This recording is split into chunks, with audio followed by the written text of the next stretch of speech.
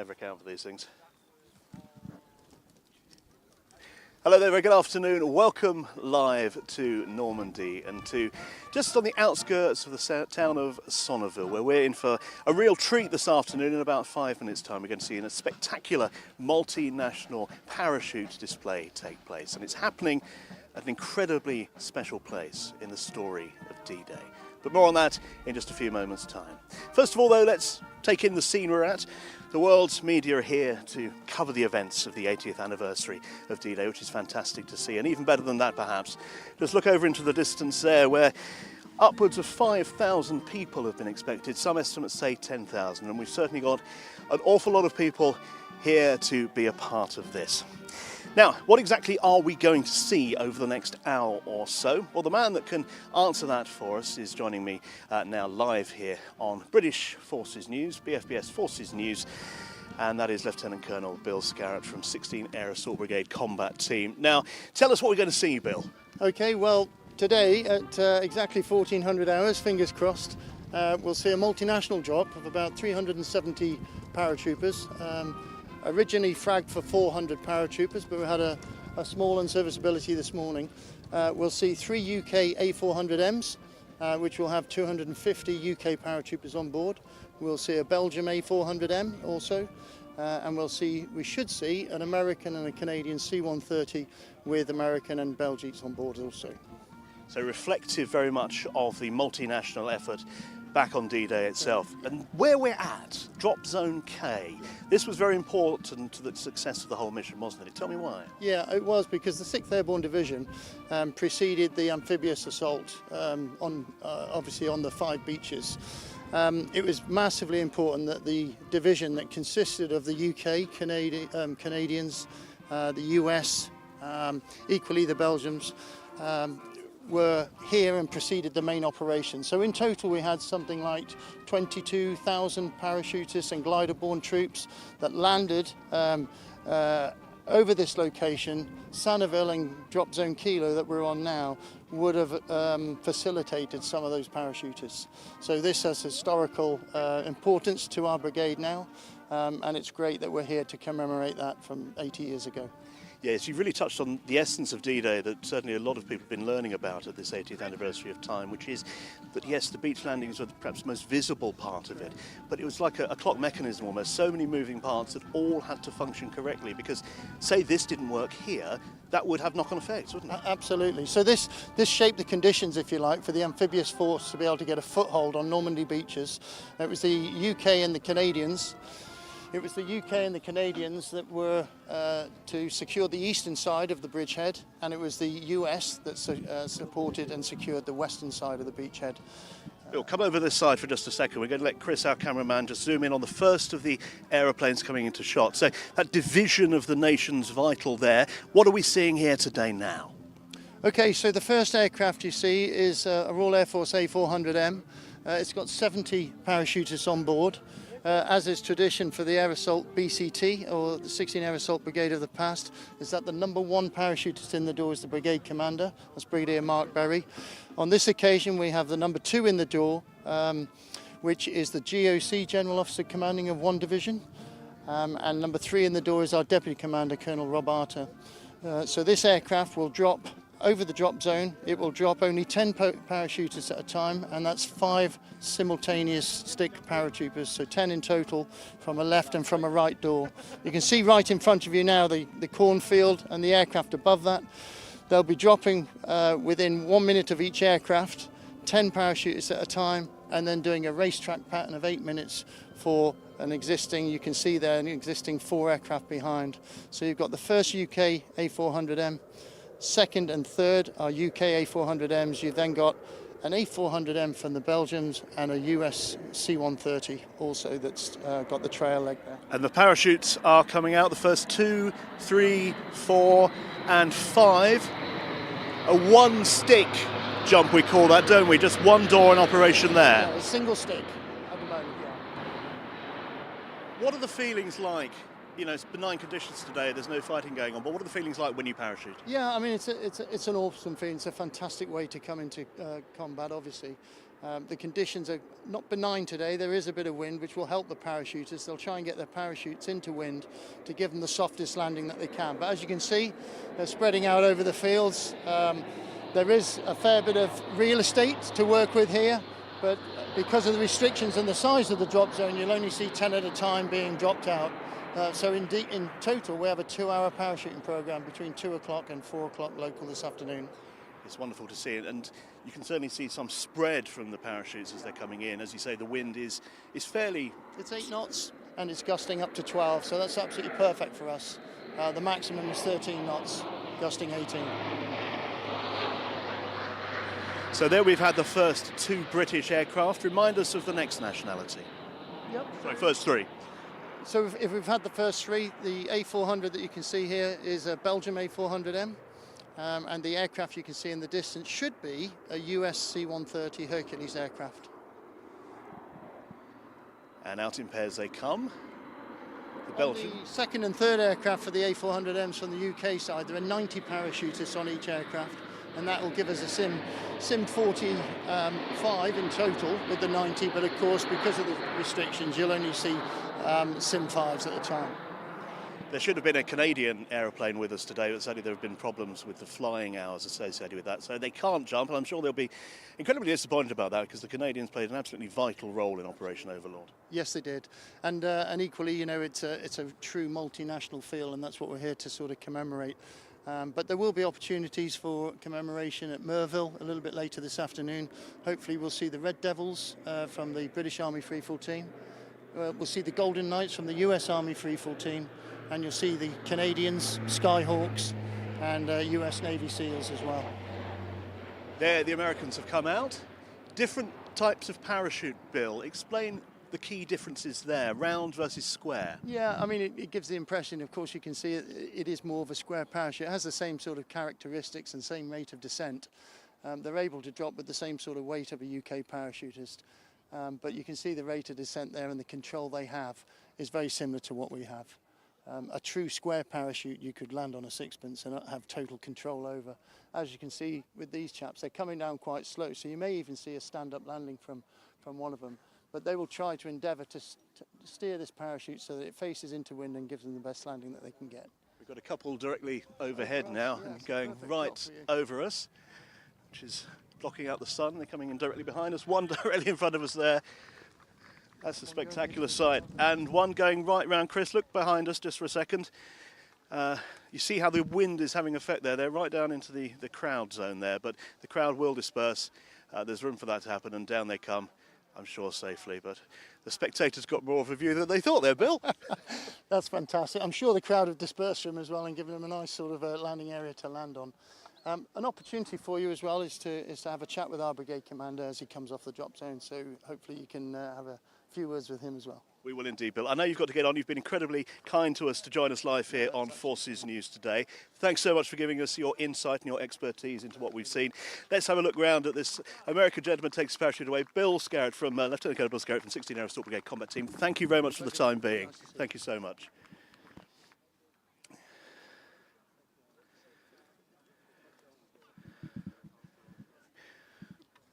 Well, I certainly didn't think we'd be quite this close to witness the parachutes coming into land here. Real opportunity to see the drills that they must go through now to unhook themselves from their parachutes and prep it away, clearing the drop zone for the next team to come in. Now, if Chris widens the shot out slightly, you will see in the far distance the planes beginning their second circuit of the site, and we will see similar numbers of parachutists come out there. If you're just joining us, good afternoon to you. It's Tim Cooper with you live from Sonneville in Normandy in northern France, where we're witnessing history in action, the 80th anniversary of D-Day. Focusing today particularly on the airborne landings that were vital to capture key assets, if you like, of territory and things like bridges and water zones to take them out of German hands right at the start of the D-Day landings. As our expert guest, Lieutenant Colonel Bill Scarrett, explained, if one bit like this hadn't have worked at a drop zone Kilo where we are now, that would have jeopardised other parts of the D-Day landings on the beaches. So it had to work, and that's why we've chosen this otherwise unremarkable French field to be here today. Now, in the far distance, I can just see an A400M banking to its left to begin the next run in. Beautiful cloud formations over the big Normandy skies. How different it would have been in the middle of the night, 1944, jumping into darkness, jumping to an unknown fate. How many Germans would there be ready to repel them below? Must have been absolutely terrifying. But it was, as I say, a crucial part of the mission, and there had been much training and preparation for this. So the lights are on as the plane once again comes towards us.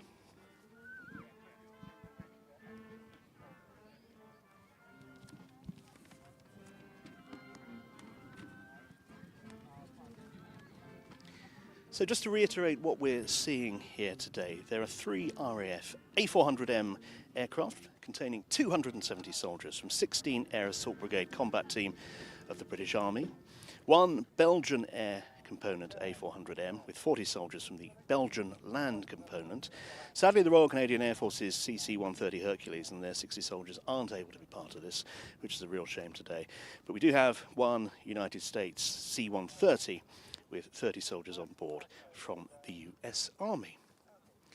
Hope you're enjoying these pictures wherever you are around the world. And I'm just going to let these pictures play out for a few minutes now as we begin the second approach of these Allied aeroplanes, and they begin to deposit their cargo onto the fields of Normandy.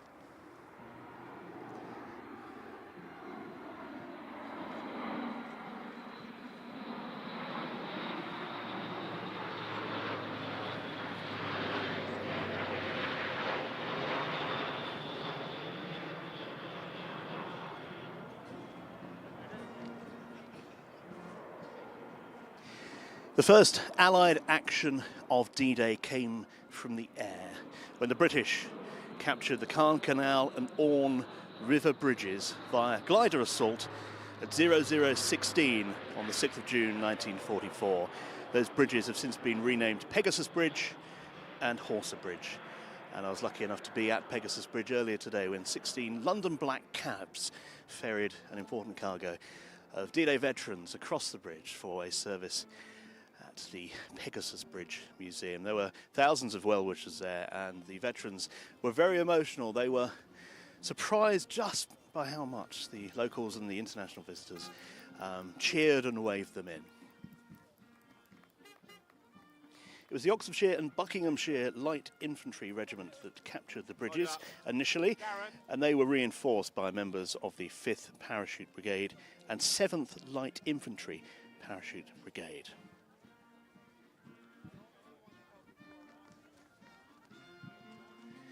It wasn't just capturing bridges that was on the agenda for the Allies. Kilo, where we are, drop zone K, is all about the River Deve. And with minimal difficulty, 3rd Parachute Brigade destroyed their targets, the 5 bridges over that river. Here comes the American C-130, not looking to be dropping any parachutists at this moment in time.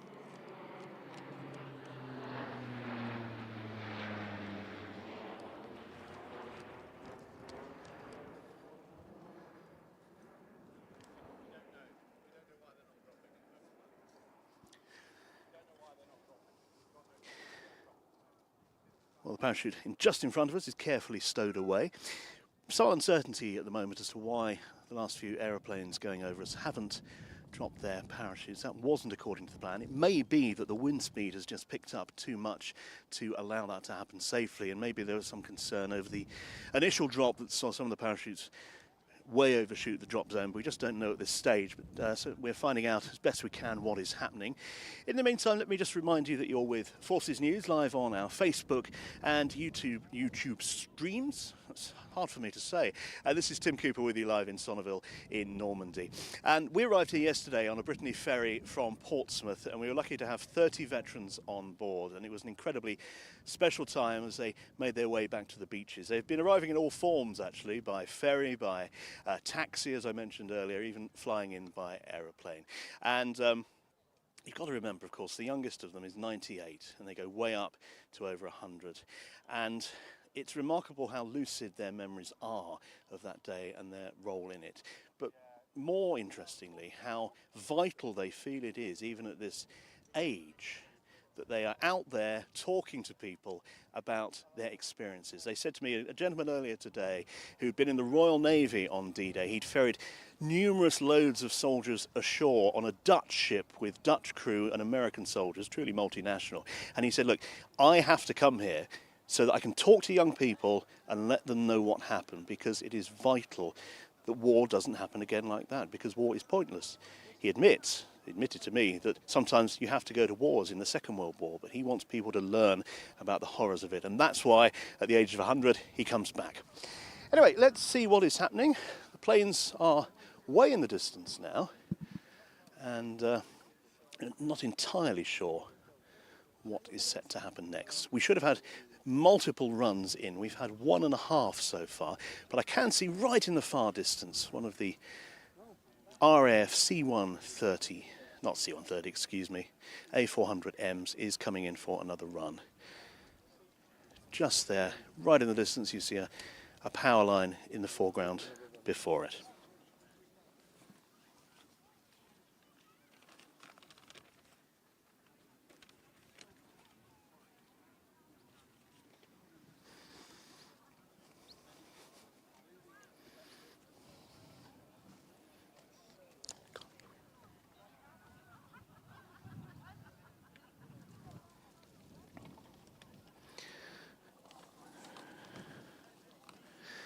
Once again, the lights are on and the plane begins to make the run in.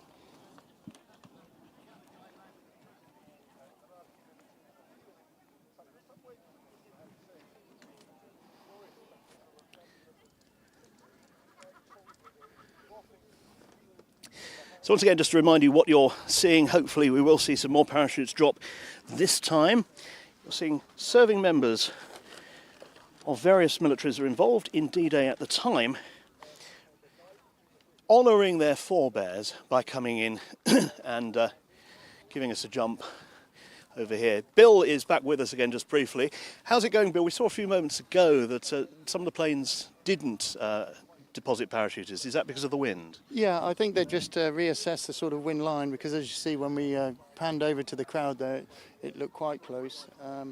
I can only assume that they stopped the jumping. They've done another circuit without dropping anyone, and here they come again. So they might be on a slightly different line, just to make sure that everything is absolutely so as it should be. Because yes, it's hard for the people at home to know, because the corn and the wheat or whatever it is in front of us isn't moving that much, but it is quite blustery here, isn't it? Well, yeah, I mean, that's the thing in terms of the steady state wind, which is well within limits. Sometimes it is the gusts, and you can see by a couple of parachutists there, probably caught them out a little bit. But let's just see if these ones drop, because if they do, we're in business.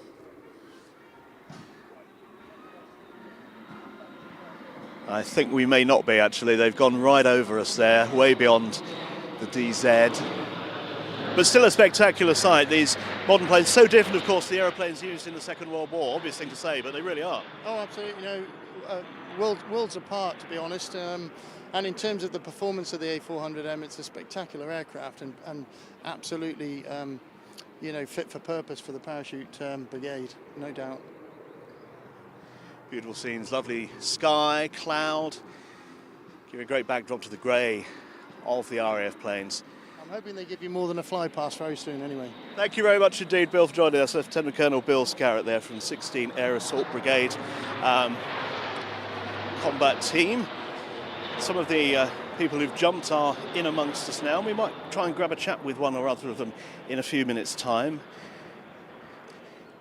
as the planes continue on their circuit again with no parachutes at this point, or parachutists coming out of them, I should say. They're still on board, getting a great view of the Normandy countryside, one would imagine. And that's the last RAF plane coming through, and then the Belgian A400 behind it. The American C-130 seems has gone away.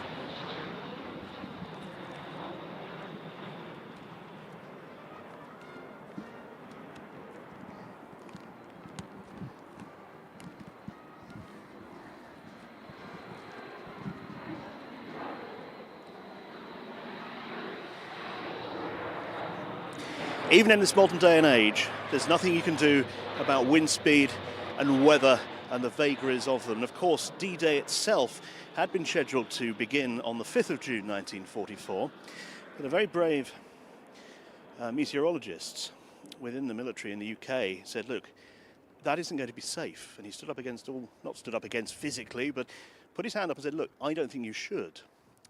And the invasion was put back. Now, what a decision that was that he made, but he was proved right. The 5th would have been disastrous if they'd have gone for it on that date. But they didn't. It went on the 6th. The weather was just about okay, and as a result, it happened successfully.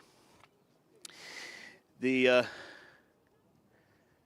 hoping to grab, as I say, a word with some of the wonderful personnel from 16 Air Assault Brigade in a minute. They took off from Bryce Norton earlier on today in Oxfordshire and have flown over to us. They're going through passport control, currently in customs, because of course they've come into France from the UK, and that is how things work these days. But I'm told in a few minutes' time we should be able to grab a word with them. And you never know, by then there might even be some more parachutes. But there's a lovely view of the crowd, the thousands of people who've come here today. And beautiful it is indeed.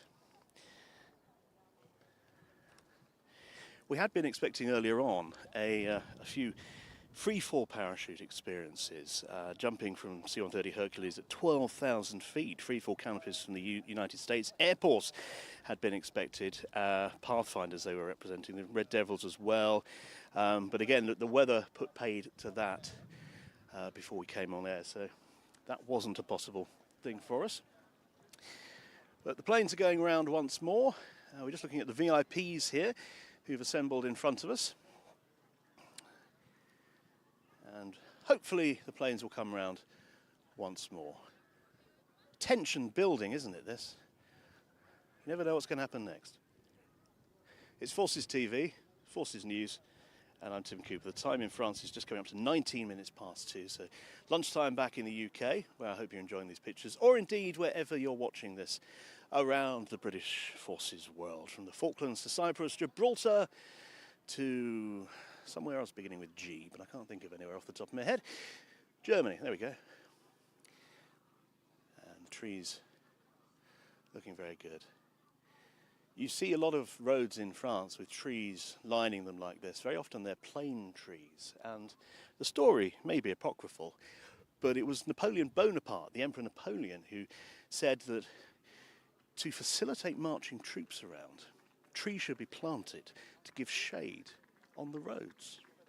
And consequently, everywhere you go in France, you get lovely shaded roads. And it really does help break up a landscape like this, which is in this area very, very flat indeed.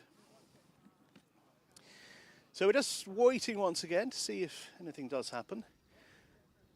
We've seen wonderful scenes so far. A number of parachutists from the United Kingdom, Belgium, the United States of America jump from A400Ms and a C-130 Hercules into drop zone K, Kilo. That was a vital drop zone on D-Day, right at the very start of D-Day, helping the British in this instance capture key parts of a river nearby, destroy some bridges, capture other bridges. We're going to speak now in a few moments' time, I think, to one of the gentlemen who is from 16 Air Assault Brigade Combat Team, who's part of this parachute jump today. So we'll bring that any second now. He's just making our way over to us with any luck and a following wind. So that should be great to hear his take on what he felt about today. So let's bring him over. He's a sergeant, I think. And he'll be coming over in just a few minutes' time. In the distance, so we can see the A400Ms. I always want to say C-130 Hercules. It's because I kept saying it for so many years, but of course the British have dispensed with the services of the C-130. And we have the A400M. I must get that more firmly embedded in my head. So, round 3, or is it round 4? Round 4. Thank you very much indeed, Chris Jars on camera. He can count, I can't. And the first of those British planes is coming in. Will we get any more jumpers this time around? I don't know. But let's hope we do.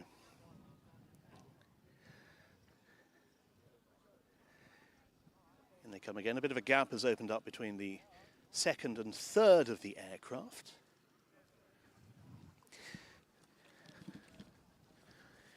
Now, very pleased to welcome to Forces News Live. Come with me, my friend. It's Sergeant Danny Mawson from 4-Para. Come in front of our camera here. Chris, bring it back. This is Danny. You all right there? Yeah, good, yeah, my adrenaline's coming down now, so not too bad. Chris, pan down, look under Danny's arm. We've got a chicken. Why have we got a chicken? So this is a Myrtle Parachick. I started jumping with her last year, so it's a 10th Battalion, so wartime tradition. Lieutenant Pat Glover liberated her from a farm in Somerby in Leicestershire before the run up to Arnhem, and they started to jump with her. She went to Arnhem and got shot at Arnhem, unfortunately. So a full military burial, and yeah, the legend lives on. And obviously a smock that I'm wearing is Colour Sergeant Tommy Alderton, who jumped in Normandy, obviously in 1944, and died at the Little Baldwin air crash. Come just over to the side, Danny. Yeah. Turn and look at some of your colleagues jumping again. What's the feeling like today coming out, knowing that you are part of such a rich history that you just illustrated to us? Oh, yeah, unbelievable, especially, like I said, just wearing this smock as well from someone that was physically here in 1944. So, yeah, unreal. Very, very proud to carry on the tradition and you know, the excellence that they set all them years ago to keep on doing that now and jump here on the 80th. I can't imagine what it must be like to wear that smock. Yeah, no, unreal. I saw you walking across and it didn't twig because it just looks so right for what we're talking about. Yeah, no, like I said, I've become quite close to his son as well, and it's just made me more proud of my history. I've got kids as well, so it's awesome to pass that on to them and everyone here today, that, you know, at least this is the 80th and the veterans may be dwindling, but hopefully, you know, we can keep it alive for them, keep it going on. And that's crucial, isn't it? Because the veterans may be dwindling. It's wonderful that so many have come here this time. But the military itself, of which you are, of course, an important part, keep tradition alive, don't they? Yeah, of course, yeah. So, like, this is circa my 20th year now. I did 13 years in 3-Para, got out for 18 months and then done 4 years in 4-Para. So I've spent my whole adult life looking into that history and honouring that. And the same as all the other guys here today, yeah. Very, very special way. What's the feeling been like knowing that you're going to be part of this? Because I know you do parachute jumping all the time. It's your stock in trade. It's what you're for, in essence. Yeah, but definitely. This is something unique, and it will never be repeated. Oh, exactly that. So, exactly like you said, very unique moment. The 80th will never be here again, and especially, like I said, jumping Tommy Smock back in. Amazing. I love my regimental history, love my military history. It's just sewed it all up today for me, basically. Yeah. Remind me about Tommy. I may have inadvertently spoken over you at that point. Yeah, no, so Tommy Alderson jumped in Normandy in 1944 and subsequently then went on to jump up varsity, got shot on the Rhine op, got evacuated back to England, joined 10th Battalion, and then unfortunately, obviously after the war, they got demobbed. 10th Battalion then became a TA battalion. He then died unfortunately at the Little Baldwin Air disaster, which was near Brize-Norton, and this was the smock that was hung up back in camp, the one that he didn't, unfortunately, obviously, he left in the locker, and his son got in contact with me and thought it would be great to jump it. Yeah, let's have a look once more at this. Yeah, It's such poignant history, and well, how do you feel after that? How proud are you? Yeah, oh, very, very much so. But yeah, proud. I don't know, maybe the right word, or maybe not. Like it's yeah, probably sombre, and yeah, it's a celebration today, but for what they must have been feeling jumping out that door, it must have been unreal. So yeah, feel very proud, obviously, to carry on this as well. With a chap with 20 years in, a professional paratrooper, you know what it's like to jump. Yeah. But you can only begin to imagine, can't you, what it must have been like to jump into combat that night. Of course, yeah. Like I've served in Afghanistan, so I've had a bit of a slice of that situation, as it were, but to jump into combat must be hell. Yeah, unbelievable. Like I say, the more I look into the history, the more I find out and more I read, it's like I said, I can only do my best and jump today and honour that bravery that they showed. Well, I think you've done fantastically well, and you've described it to us brilliantly. Awesome. Yeah, it's a horrible thing to be dragged in front of a television camera having done a parachute I volunteered jump. for this, believe it or not, yeah. Well, Sergeant Danny Wilson, you have my eternal thanks, because I was running out of things to say, whittering along like a fool. Thank you so much for joining us. Really nice to meet you. Thanks very much indeed. All the best to you. Wasn't that wonderful hearing those poignant stories about Danny, his service, what he's experienced, and how it relates back to the Normandy Landings so clearly, and that smock, goodness me, and on a lighter note, the stuffed toy chicken. But what wonderful things, and living proof there of the way the military keeps history alive. We've been celebrating that history 80 years on, and it's wonderful to see our current day service personnel celebrating that history as well. Well, Nelson once said, I see no ships. I'm going to say I see no planes. So I think we're about there in terms of the parachuting that we're going to see today. It's been a bit curtailed because of the weather, but I hope you've enjoyed it nonetheless. We did see some spectacular landings here, and we've learned a lot of history. If you like your military history, and indeed if you like learning all about our current day serving personnel, right across the services, right across the nations, go to forces.net or follow Forces News right across our social media platforms. There's loads of stuff on there about D-Day at the moment, and some of it is absolutely fascinating. From me, Tim Cooper, and the whole team here in Sonneville in Normandy, we thank you so much for watching, and it's bye for now.